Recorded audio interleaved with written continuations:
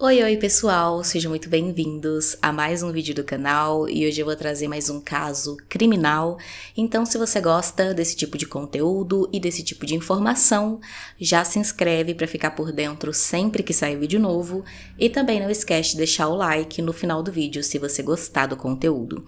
Já deixa também agora no início do vídeo aqui nos comentários ou me manda lá no Instagram uma história sobrenatural, bizarra ou misteriosa que tenha acontecido com você, para eu contar lá na rede vizinha, aquela que começa com ti, que termina com toque. Também não deixa já de me acompanhar por lá, para você ficar de olho e assistir quando a sua história for postada.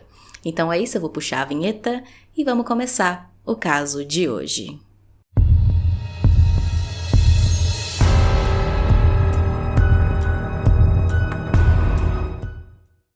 Samara Duarte Mescouto tinha 20 anos na época do caso e morava em Marituba, no Pará, com o seu marido Rafael. Mesmo sendo tão jovem, a Samara já era mãe de 3 filhos e, como todos eles eram bem pequenos, ela vendia os seus serviços de neodesign, confeitaria e sobrancelha pelas redes sociais para garantir o sustento deles. A Samara foi descrita como uma moça muito dedicada e trabalhadora, sempre estava em busca de oferecer a melhor vida possível para os seus filhos e também era muito divertida, muito vaidosa e uma pessoa que todos, que conheciam, gostavam bastante. No dia 10 de janeiro de 2020, por volta de 8 horas da manhã, a Samara foi ao encontro de uma mulher que contratou os seus serviços de neodesign pelo Instagram e ela e essa cliente tinham combinado de se encontrar em um posto de gasolina próximo à casa da cliente e de lá elas caminhariam juntas até a casa da cliente, já que a Samara fazia os seus atendimentos a domicílio. A partir desse momento, então, que a Samara foi se encontrar com essa cliente, ninguém mais teve notícias dela. Quando a noite chegou, a Samara ainda não tinha voltado para casa, então seus familiares já estavam muito preocupados.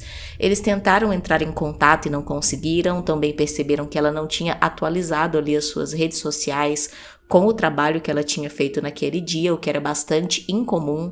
Então eles foram já até a delegacia registrar o desaparecimento da Samara. As investigações começaram então no dia seguinte. Os policiais logo conseguiram imagens de câmeras de segurança próximas àquele posto de gasolina e nas imagens eles puderam ver a Samara na garupa de uma bicicleta junto com um rapaz que começou ali, a ser o principal suspeito no desaparecimento dela a partir desse momento. Nesse mesmo dia, então, que os policiais descobriram essas imagens das câmeras de segurança de 11 de janeiro de 2020, a manicure Jennifer Karen da Silva Martins, de 20 anos, e sua irmã Jéssica Cristina da Silva Martins também foram ao encontro dessa mesma cliente para prestar os seus serviços. A Jennifer era a profissional, a manicure contratada, mas como ela não conhecia a cliente e nem a região onde essa mulher morava, ela ficou com um pouco de receio de ir sozinha e então pediu a companhia da sua irmã, que concordou e foi junto com ela.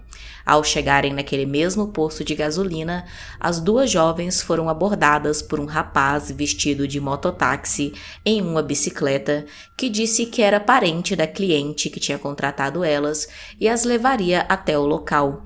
Mas como ele estava de bicicleta, ele só poderia levar uma de cada vez. As irmãs, então, mesmo um pouco desconfiadas, concordaram com isso e a Jennifer foi a primeira a ir, já que ela era a manicure, E algum tempo depois, então, o rapaz retornou para buscar a Jéssica. A Jéssica partiu então com esse rapaz na bicicleta, imaginando que estava indo para o mesmo lugar que a sua irmã, para a casa da cliente. Porém, na verdade, o rapaz acabou levando ela para o meio do mato, um lugar bem afastado, e lá ele roubou todos os pertences da Jéssica, além também de cometer violência sexual contra ela. Durante o ataque, felizmente, a Jéssica conseguiu lutar contra o rapaz e fugiu do local atrás de ajuda. Seminua, a Jéssica conseguiu achar a estrada e acionar a polícia. Quando as autoridades chegaram, então, eles rapidamente conseguiram encontrar aquele local ali onde a Jéssica tinha sido violentada, e lá eles encontraram espalhados ali pelo mato diversos pertences femininos, como roupas íntimas também, sandálias e, além disso, infelizmente, o corpo da Jennifer inconsciente. Ela tinha sofrido também violência sexual, assim como a sua irmã, porém ela não tinha tido ali a mesma sorte de conseguir escapar. Ela tinha sido espancada violentamente e tinha sofrido traumatismo craniano. Ela foi encaminhada ao hospital, onde permaneceu por alguns dias em coma e em estado grave, mas infelizmente ela acabou não resistindo e faleceu. Imediatamente, a polícia desconfiou que esse caso das duas irmãs tivesse ligação com o caso da Samara, afinal de contas eles aconteceram praticamente na mesma data e também na mesma região, e o suspeito era um jovem em uma bicicleta.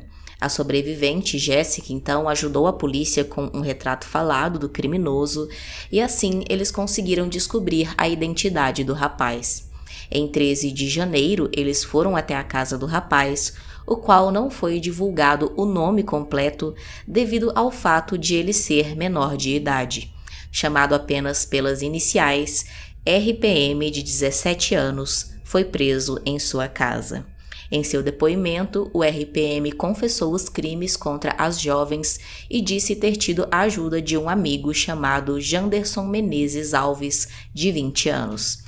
Segundo o RPM, ele criava perfis falsos nas redes sociais, se passando por uma mulher, querendo contratar serviços de profissionais de beleza, e então ele marcava esses encontros com as jovens, ia até o lugar marcado se passando por um sobrinho, marido ou irmão da cliente e dizia que ia levar elas até a casa da cliente em sua bicicleta. Como fazer trajetos de bicicleta era comum na cidade, as vítimas não desconfiavam e subiam em sua garupa. No meio do caminho, ele levava as vítimas para o meio do mato ali, afastado, onde ele as roubava, todos os seus pertences e depois deixava elas irem embora. Com o passar do tempo e depois de já ter feito algumas vítimas, o RPM começou a, além de roubar, também cometer a violência sexual contra essas jovens. Ele disse que ele conheceu aquele seu amigo Janderson naquele mesmo mês, em janeiro, então tinha pouco tempo que eles se conheciam, mas logo eles se aproximaram bastante porque eles tinham um fato em comum, os dois eram criminosos, já tinham várias passagens ali na polícia por crimes de roubo, e então, assim que ele e o Janderson se aproximaram, ele contou ao Janderson sobre esses crimes, o Janderson ficou interessado e começou a fazer parte também das ações junto com o RPM. Sendo assim, o homem então também teria participado do roubo e violência sexual contra algumas das vítimas. Segundo o RPM, teria sido inclusive o Janderson quem tirou a vida da Samara. O RPM buscou ela lá naquele posto de gasolina, levou ela até a casa do Janderson e lá, ele cometeu a violência sexual contra ela e depois o Janderson tirou a vida dela por asfixia, deixando o seu corpo em um matagal nos fundos de sua casa. A polícia foi imediatamente até o local e lá eles encontraram de fato o corpo da Samara e o Janderson, é claro, foi imediatamente preso. Na delegacia, ele negou envolvimento nos crimes. Segundo ele, tinha poucos dias que ele conhecia o RPM, assim como eu disse antes. Ele disse que tinha se mudado para Marituba naquele mesmo mês e que tinha conversado com o jovem RPM poucas vezes e não sabia de nada e nem tinha nada a ver com esses crimes. Ele estava dando a entender ali, que o jovem RPM tinha apenas envolvido ele em toda essa história para colocar a culpa em um maior de idade e conseguir ali, se safar de tudo isso. Outras mulheres vítimas da dupla também reconheceram o RPM como criminoso, Todas teriam conhecido ele daquela mesma maneira pela internet, se passando por uma mulher. Ao que parece, em quase todos os casos, ele usava o nome de Raíssa, e algumas dessas mulheres disseram que foram apenas roubadas, outras foram roubadas e estupradas, e outras, além de tudo isso, também acabaram conseguindo escapar da tentativa de homicídio praticada pelo RPM. Acredita-se que foram em torno de 10 vítimas que foram feitas ali, né, pelo RPM, sendo que o Janderson teria participado de poucas, né, e a que ele teve mais participação seria realmente no crime contra a Samara. Mesmo negando veementemente envolvimento no crime, o DNA do Janderson foi encontrado no corpo da Samara, então ele foi a julgamento e foi condenado a 30 anos de prisão pelos crimes de corrupção de menor, roubo, latrocínio e ocultação de cadáver. O RPM também foi julgado e sentenciado em julho de 2020 com medida de internação pela vara competente de atos infracionais e medidas socioeducativas. Ele não vai ficar preso por muito tempo, né, porque ele é menor de idade, então a pena pode chegar a um máximo de 3 anos e logo ele estará novamente solto nas ruas. O RPM ficou conhecido ali na região de Marituba como o maníaco de Marituba, que fez um terror na cidade na época em que cometeu todos os seus crimes. Deixe aqui nos comentários qual a sua opinião sobre esse caso, se você já conhecia e se não, se achou interessante conhecer. Também deixe aqui usando a hashtag sugestão um caso que você acha que seria interessante eu trazer para o canal. Deixa também alguma história sobrenatural, misteriosa ou bizarra que tenha acontecido com você para eu contar lá na rede vizinha. Se inscreve se não for inscrito, deixa o like e é isso. Até o próximo vídeo.